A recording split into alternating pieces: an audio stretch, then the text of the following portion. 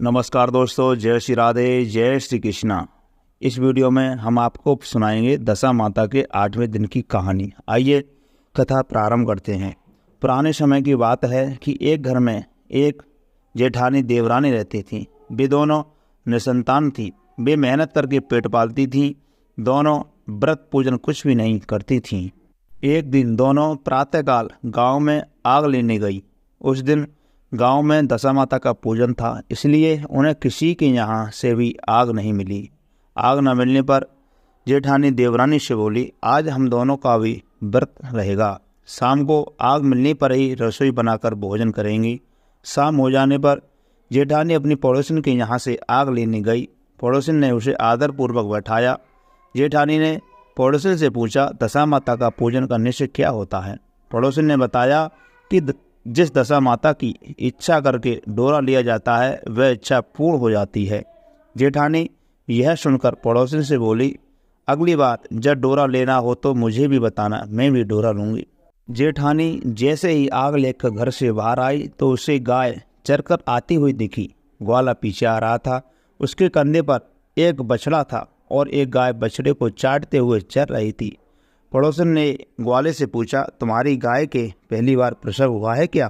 ग्वाले ने बताया कि हाँ। पड़ोसन ने फिर पूछा, गाय ने बछड़ा दिया है या बछिया? वो ग्वाला बोला, बछड़ा है। यह जानकर जेठानी से पड़ोसन ने कहा कि घर जाकर दशा माता का डोरा ले लो। 9 दिन तक व्रत रखकर कथा सुनना तथा 10वें दिन सिर सहित स्नान करके पूजन करना। दशा माता चाहेगी तो 10 दिन के भीतर ही तुम्हारी मनोकामना पूर्ण हो जाएगी। जेठानी ने घर जाकर सारी बातें देवरानी को बताई। दोनों ने दशा माता से मनोती मांगी कि यदि हम दोनों को संतान हो गई तो हम सुहागिनों को न्योता देंगे। दोनों ने दशा माता का डोरा ले लिया। दशा की कृपा से डोरे की पूजा से पहले ही दोनों देवरानी जेठानी गर्भवती हो गई। 9 महीने 9 दिनों के बाद दोनों के यहाँ 2 लड़कों ने जन्म लिया। बालकों के नामकरण संस्कार के बाद देवरानी ने जेठानी से कहा, हमने जो सुहागनों को न्योते की मन्नौती मांगी थी अब उसे पूरा करना चाहिए। जेठानी ने कहा कि अभी ऐसी क्या जल्दी है, जब लड़कों का अन्नप्राशन संस्कार होगा तब सुहागनों को न्योता दे देंगे। जब लड़कों का अन्नप्राशन संस्कार हुआ तब देवरानी ने जेठानी से सुहागनों को न्योता देने की बात कही, परंतु जेठानी ने बात को टाल दिया और कहा कि लड़कों के मुंडन संस्कार पर सुहागनों को न्योता देंगे। होते होते कुछ समय बाद लड़के का मुंडन संस्कार भी हो गया। देवरानी ने जेठानी को सुहागनों के न्योते की बात कही। जेठानी बोली, लड़कों की सगाई के समय ही सुहागनों को न्योता दिया जाएगा।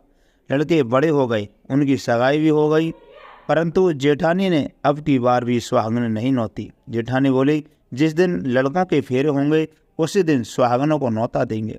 इस पर देवरानी बोली, बहन तुम्हारी जब इच्छा हो तब सुहागनों को न्योता देना, परंतु मैं तो लगन के ही सुहागनों को न्योता दूंगी। देवरानी ने लगन के ही दिन सुहागनों को न्योता दिया, परंतु जेठानी ने कुछ भी परवाह ना की। लगन के बाद मातृका पूजन करके दोनों दुल्हनें बारात सजाकर बैंड बाजे सहित ब्याहने चले गए। देवरानी ने बेटे का विवाह बड़े धूमधाम से सकुशल पूर्ण हो गया, परंतु जेठानी ने सुहागनों को न्योता नहीं दिया। इसलिए दशा माता ठीक फेरों के समय उसे उठा कर ले गई। दूल्हे के सहसा गायब हो जाने के कारण बड़ करना दोनों में हाहाकार मच गया। उसकी बारात खाली हाथ घर लौट कर आई, परंतु लड़की की माता बड़े संकट में पड़ गई। इस अधभाई लड़की से कौन विवाह करेगा? पड़ोस की चतुर सुहागनों ने लड़की की माता को समझाया कि ब्याह का जो सामान बचा है उस सामान को लड़की के हवाले कर दिया जाए। लड़की भिखारिनों को सदा व्रत कर देने लगी। एक दिन एक साधु तीर्थ यात्रा करता हुआ वहां आया। गांव से घने जंगल में एक पीपल का पेड़ था। लोग इस पीपल के पेड़ को पारस पीपल कहते हैं। उसी पेड़ पर दशा माता का निवास था। साधु चलता चलता शाम को उसी पेड़ के नीचे ठहर गया। झाड़ूदार ने आकर उसी पेड़ के पास के मैदान में झाड़ू लगाई। बिस्ती ने मस्क से वहां पर छिड़काव कर दिया तथा माली ने यह फूल बिखेर दिए। तब एकना देवता अनेक प्रकार के पोशाक पहनकर आने लगे तथा स्नान कर बैठने लगे।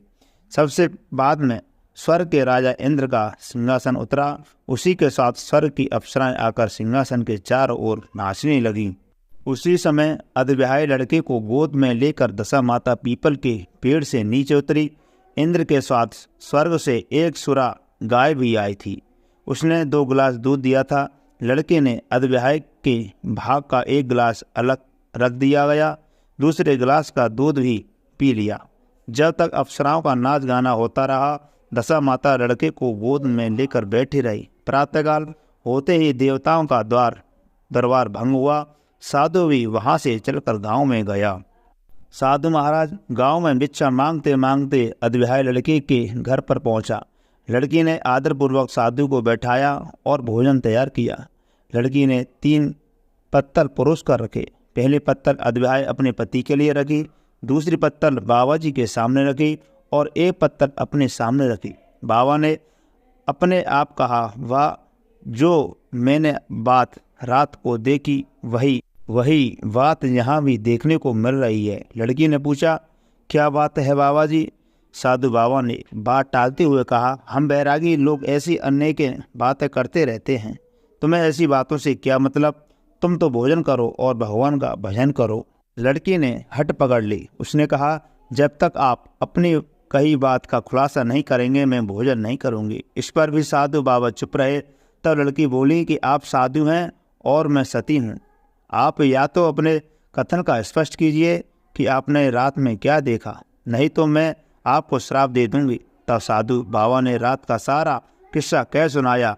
यह सुनकर लड़की ने बाबा के साथ पीपल के पेड़ के पास जाने का निश्चय कर लिया। साधु बाबा आगे आगे चले और लड़की उनके पीछे पीछे चलती रही। साधु बाबा लड़की को पारस पीपल के पास छोड़कर चले गए। संध्या होने पर नित्य की तरह जमादार ने झाड़ू लगाई, बिस्ती में अपनी मस्क से पानी का छिड़काव किया और माली ने फूल बिछाए। देवताओं के राजा इंद्र आए। अप्सराओं का नाच गाना आरंभ हो गया। उसी समय दशा माता पीपल के पेड़ पर से उतरकर दरबार में बैठ गई। लड़के ने सुरा गाय का दूध लिया और 1 गिलास अधविवाहित लड़की के लिए रख दिया।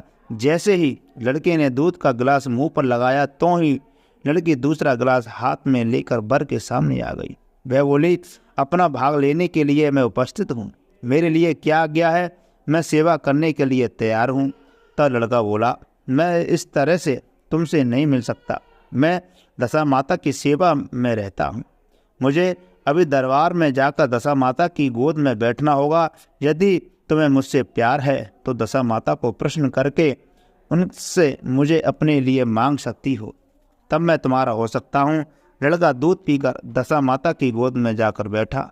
लड़की अप्सराओं के साथ नाच गाने में लगी। जब सवेरा हुआ तो दशा माता ने इस नई लड़की को बुलाकर पूछा, तुम कौन हो? तुम्हारे नाचने से मैं बहुत प्रसन्न हुई, जो कुछ मांगना है मांग लो। लड़की ने दशा माता से वचन ले लिया कि मैं जो मांगूंगी वह आप मुझे प्रदान करेंगे। तथास्तु कहने के बाद लड़की ने दशा माता से अपने पति को पकड़ करके कहा, मुझे यही चाहिए। दशा माता ने कहा, तूने मांगा तो बहुत, परंतु मैं वचन दे चुकी हूँ, इसी कारण मैं तेरे पति को तुझे वापस देती हूँ। राजा इंद्र ने पूछा कि भगवती यह सब क्या राज है? मैं इस राज को जानना चाहता हूँ। तब दशा माता ने बताया कि यह लड़का मेरे वरदान से ही प्राप्त हुआ था और इसकी माता ने मनोती मांगी थी कि लड़का पैदा होने पर मैं सुहागनों को न्योता दूंगी, परंतु उसने अभी तक अपना वचन पूरा नहीं किया। इस कारण मैं इस लड़के को विवाह मंडप से उठा लाई थी। यह लड़की उसकी अधविवाहित पत्नी है और पतिव्रता है। पतिव्रता होने के कारण यह देव समाज में पहुंचकर मुझसे अपना पति मांग रही है। दशा माता के ऐसे वचन सुनकर इंद्र सहित सब देवताओं ने वर वधू के ऊपर पुष्प की वर्षा की। तब तक साधु बाबा भी वहां पर आ गए। साधु बाबा दूल्हे और दुल्हन को साथ लेकर गांव की ओर चल पड़े। जब ये तीनों गांव के समीप पहुंचे तो गांव वालों ने दूल्हा दुल्हन को देखकर लड़की के पिता को सूचना दे दी कि तुम्हारी पुत्री एक दूल्हे के साथ आ रही है। जिस दिन से लड़की चली गई थी तो उसके पिता ने लोकापात के डर से बाहर निकलना बंद कर दिया था।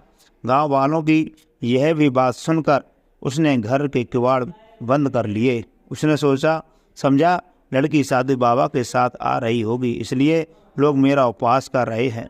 जब बाबा के गणमान्य व्यक्तियों ने भी यही बात बताई, तब उसने घर के किवाड़ खोले और बाहर निकला। जब उसने सचमुच अपने द्वार पर लड़की और दामाद को खड़े देखा तो उसकी प्रसन्नता का ठिकाना नहीं रहा। लड़की के पिता ने इस खुशी को मौके पर बहुत दान पुण्य किया और फिर से विवाह की तैयारी की। लड़की ने अपनी माता से कहा कि इस तरह से विवाह नहीं होगा, पहले दूल्हे की माता सुहागनों को न्योता देकर बारात लेकर आए, तब विवाह के नेक पूरे किए जा सकते हैं। लड़की के पिता ने लड़के के घर पर खबर भेजी। लड़के की मां ने पहले सुहागनों को न्योता दिया, तब बारात चली। बड़ी धूमधाम से विवाह हुआ। वर वधू दोनों अपने घर पर आ गए। वधू की खुशी में लड़के की माता ने दोबारा सुहागनों को न्योता दिया।